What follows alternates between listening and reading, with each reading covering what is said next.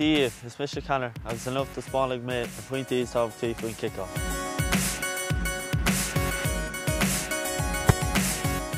Tá an kick leisce ar cheannas na technicí pasála cosise is cumánta sa peilghailach. Is bealach é le scór aimsiú chomh nuair bhíonn imreoir ag ddridim I drón gúil.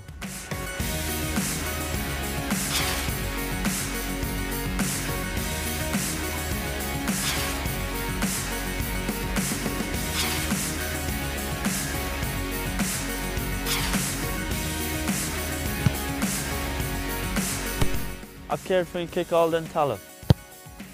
Is scill í seo atá úsáideach de kick pinós, saorchickeanna agus kick amach.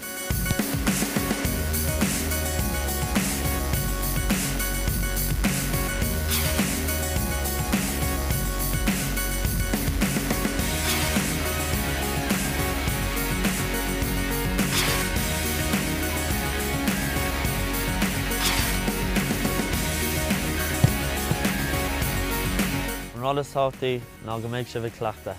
Leannaigh iarraidh.